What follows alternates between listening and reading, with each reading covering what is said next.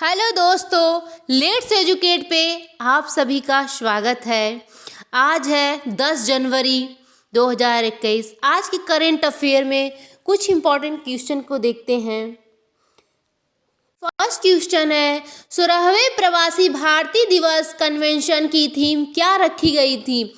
ए, आत्मनिर्भर भारत में योगदान। बी, कोविड-19 से मिलकर मुकाबला। सी, मेक इंडिया रिचेस्ट। डी, वसुधैव कुटुंबम। बताइए इसका आंसर क्या है?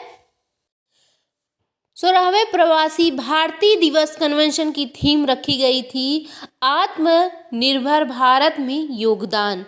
क्या रखी गई थी? आत्मनिर्भर भारत में योगदान। इसका आंसर ए सही है। अगले क्वेश्चन पे चलते हैं हम सभी। इसके कुछ पॉइंट को समझते हैं हम सभी। 16वें प्रवासी भारतीय दिवस सम्मेलन का आयोजन 9 जनवरी 2021 को किया गया। इस सम्मेलन का आयोजन आभासी रूप से किया गया। अगला पॉइंट है, सम्मेलन की थीम आत्मनिर्भर भारत में योगदान रखी गई। क्या रखी गई? आत्मनिर्भर भारत। 2020-2021 के लिए प्रवासी भारतीय सम्मान के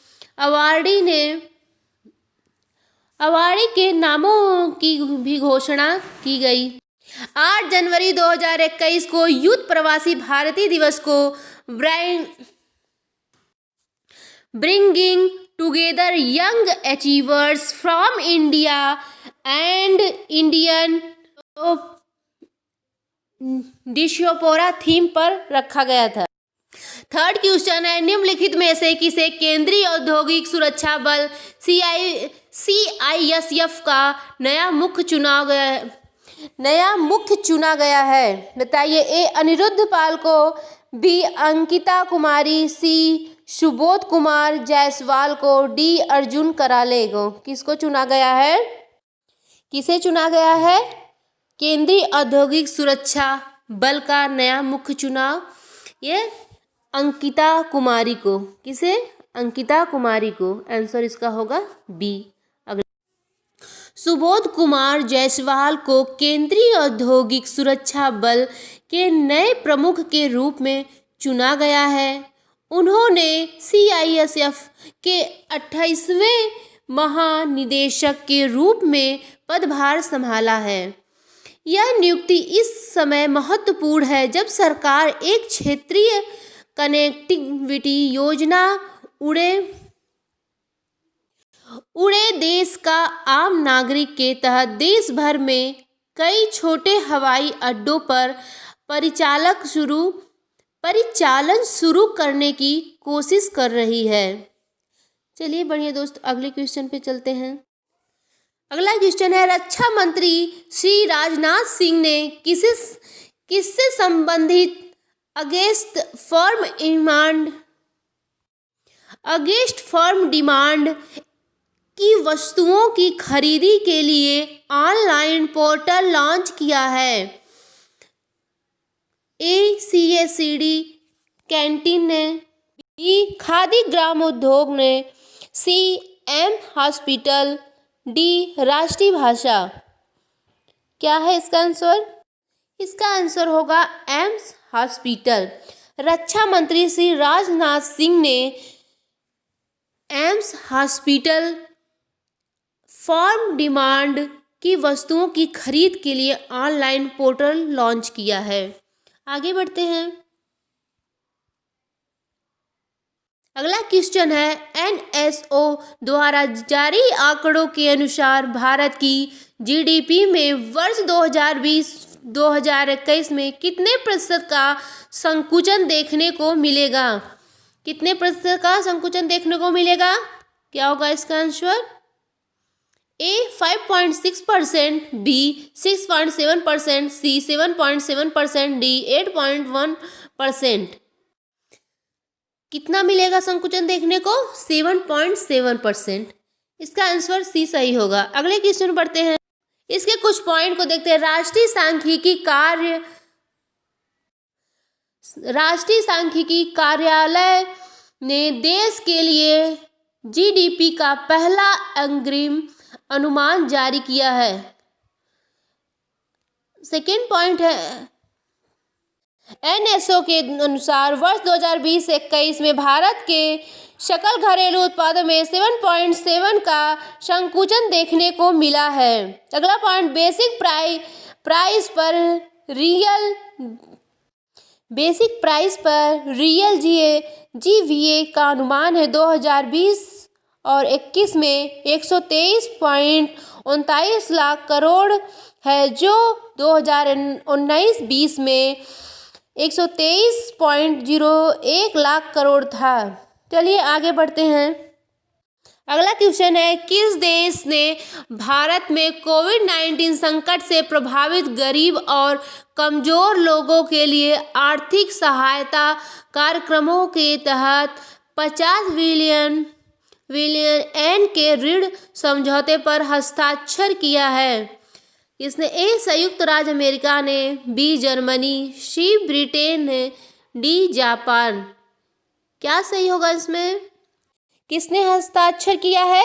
जापान देश ने। इसके कुछ पॉइंट को देखते हैं। जापान ने भारत में कोविड-19 संकट से प्रभावित गरीब और कमजोर लोगों के लिए आर्थिक सहायता कार्यक्रमों के तहत 50 मिलियन येन के ऋण समझौते पर हस्ताक्षर किया है। इस समझौते पर नई दिल्ली में हस्ताक्षर किए गए हैं। कहाँ? नई दिल्ली में। इस ऋण पर प्रति वर्ष 0.65% की दर से ब्याज लगेगा और इसे पुनर्भुगतान की अवधि 15 साल है, जिससे 5 साल का ग्रेस पीरियड भी शामिल है। अगले क्वेश्चन में बढ़ते हैं। विश्व व्यापार संगठन में भारत की 7वीं व्यापार नीति की समीक्षा की गई है। विश्व व्यापार संगठन का मुख्यालय कहाँ स्थित है? कहाँ स्थित है? ये तो आसान क्वेश्चन है, करंट अफेयर का जानकारी की। ये है जेनेवा, स्विट्जरलैंड में। अगले क्वेश्चन में बढ़ते हैं। हाल ही में 16वां प्रवासी भारतीय दिवस कब मनाया गया है? कब मनाया गया? ए 8 जनवरी, बी 7 जनवरी, सी 9 जनवरी। इनमें से कोई नहीं। बताइए कब मनाया गया ये? 9 जनवरी। 9 जनवरी को प्रवासी भारतीय दिवस मनाया गया, 9 जनवरी को। अगला क्वेश्चन है, हाल ही में जोरान मिलनोविच आयोजित ने किस देश के राष्ट्रपति का चुनाव जीता है? किस देश के राष्ट्रपति का चुनाव जीता है? ईरान, बी क्रोएशिया, सी ओमान, डी इनमें से कोई नहीं। बताइए क्या सही है? इसका सही आंसर है बी, क्रोएशिया से राष्ट्रपति का चुनाव जीता है। अगले क्वेश्चन पे बढ़ते हैं हम सभी। हाल ही में पेड्रो संचेज को किस देश के प्रधानमंत्री के रूप में अनुमोदित किया गया था? किस देश के प्रधानमंत्री के रूप में? या स्पेन देश के प्रधानमंत्री के रूप में अनुमोदित किया गया है। अगला क्वेश्चन है, हाल ही में माधवपुर मेला कहाँ आयोजित किया गया था? यह माधवपुर मेला कहाँ आयोजित किया था? ए राजस्थान, बी पंजाब, सी केरल, डी गुजरात।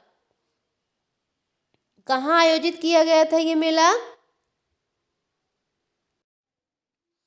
गुजरात में। माधवपुर मेला आयोजित किया गया था गुजरात में।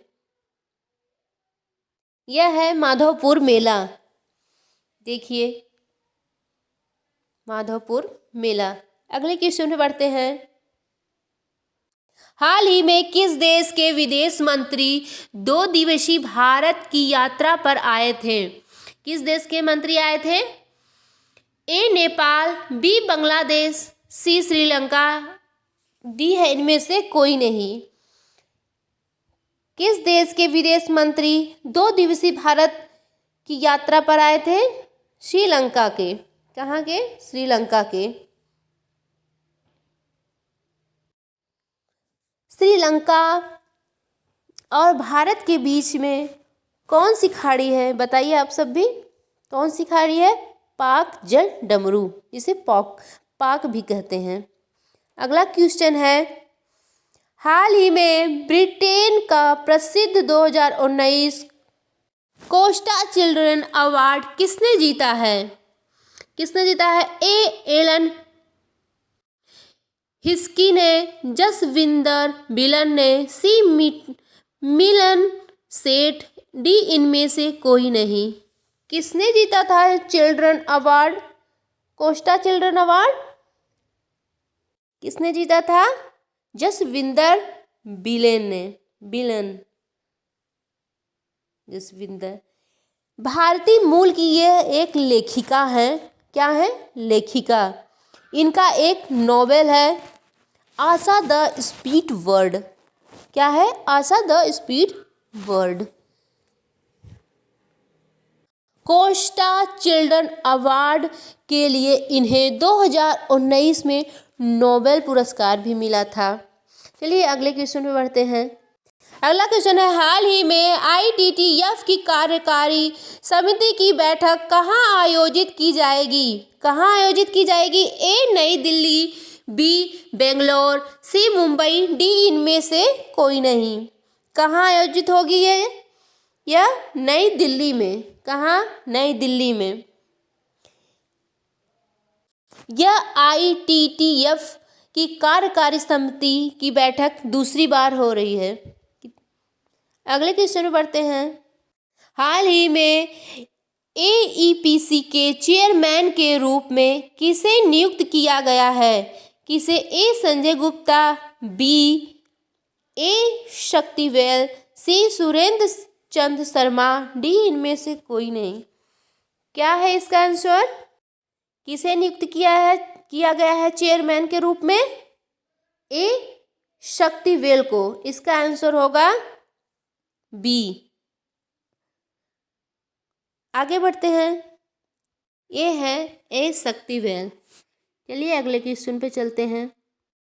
अगला क्वेश्चन है, हाल ही में NDA ने वेट लिफ्टर सरबजीत को पर कितने साल का प्रतिबंध लगाया है? कितने साल का? ए 5, बी 7, सी 4, डी इनमें से कोई नहीं। चलिए बताइए आप सब भी, कितने साल का बंद लगा है प्रतिबंध? ये लगा है 4 साल का। अगला क्वेश्चन है, हाल ही में किस राज्य के आयुर्वेद विश्वविद्यालय को राष्ट्रीय महत्व के संस्थान का दर्जा दिया गया है? किसे दिया गया है? ए पंजाब, बी गुजरात, सी हरियाणा, डी इनमें से कोई नहीं। किसे आयुर्वेद विश्वविद्यालय को राष्ट्रीय महत्व का दर्जा दिया गया है? किस राज्य को? यह है गुजरात। गुजरात राज्य को दर्जा दिया गया है। सॉरी दोस्तों, ये थोड़ा आगे पीछे हो गया है। यही है वेट लिफ्टर जिन पर बैंड लगा है। ओके, NDA ने लगाया है, नेशनल एंड डब्ल्यू। ये है गुजरात का विश्वविद्यालय। चलिए अगले क्वेश्चन पे बढ़ते हैं।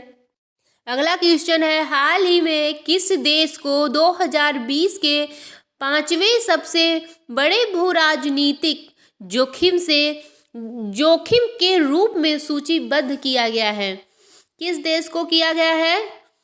A Germany, B Brazil, C Bharat, D इनमें से किसी को नहीं। किसे घोषित किया गया है जोखिम के रूप में? भू राजनीतिक जोखिम के रूप में किया गया है भारत को। किस देश को? भारत देश को। अगला क्वेश्चन है, हाल ही में एडवांटेज महाराष्ट्र एक्सपो 2020 का उद्घाटन कहाँ किया जाएगा? ये कहाँ किया जाएगा? मुंबई, बी औरंगाबाद, सी पुणे, डी इनमें से कोई नहीं। कहाँ किया जाएगा एडवांटेज एक्सपो? ये किया जाएगा औरंगाबाद। कहाँ? औरंगाबाद। इसका उद्घाटन उद्धव ठाकरे जी करेंगे, जो महाराष्ट्र के मुख्यमंत्री हैं। अगला क्वेश्चन है, हाल ही में किस देश ने अमेरिकी सेना को आतंकवादी नामित किया है? ए ईरान, बी इराक, सी उत्तर कोरिया, डी इनमें से कोई नहीं। किसने कहा है? अमेरिका सेना को आतंकवादी नामित किया है ईरान ने। किसने? ईरान ने। दोस्तों, आज का करेंट अफेयर आप सबको अच्छा लगा है तो लाइक और सब्सक्राइब कीजिए। मैं हूँ प्रीति सिंह। थैंक्स दोस्तों।